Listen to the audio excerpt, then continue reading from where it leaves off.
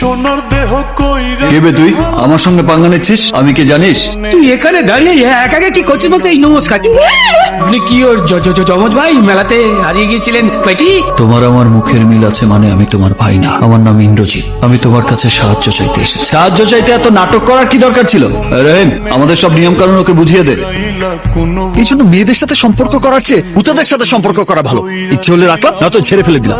না তোর সনে রে কেনবা পিড়ি আবে, মাথা ব্যথা খারাপ নাকি তোর? যদি অ্যাক্সিডেন্ট হয়ে যেত? লোকের বাড়ি বাড়ি ভূত পাঠিয়ে ভয় দেখিয়ে কিছু টাকা কামাতে পারো। টিতে খেলতে গেলে তোমার আমার হাত ধরতে হবে।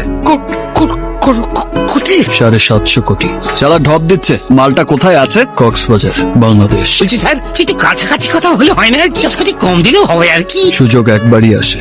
সুযোগ একবারই আছে। রাজি হয়েছে।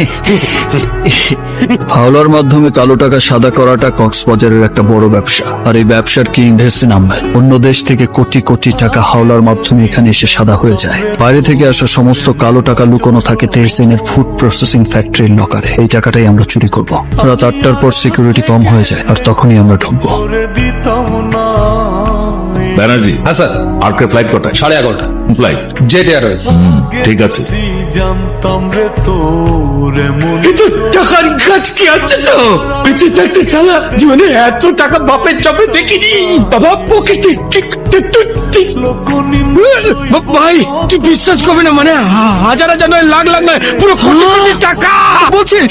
তুই নিজের চোখে দেখেছিস? আরে আমি আমার এই নিজের চোখে দেখেছি। সালা আমি এখন ভাবছি যে আমি দুম করে এই মনে গেলাম কেন? হ্যাঁ, টাকাগুলোকে জুতে পারছি না কিছুতেই। আরে ওসব ভেবে লাভ নেই। মাল নিয়ে সোজা ব্যাংকক। পুরো টাকা তোমার নয়, 50% তোমার, 50% আমার। যা বলবেন স্যার। যেদিন তুমি ওই টাকা হাতে পাবে সেদিনই আমার ইচ্ছে পূরণ করবে। কি বলছেন স্যার? আমি তো এটাই করি। আর আপনার জন্য করবো না কেন? অবশ্যই করব। সে আর বলতে গেছি, বড় কথা নয়, বড় কথা হচ্ছে যে আপনি যা বলবেন তাই হবে। কিন্তু একটা কথা, আপনারা তো ভূত, আপনারা তো ঢুকে যাবেন। আমি ফ্যাক্টরিতে ঢুকবো কি করে?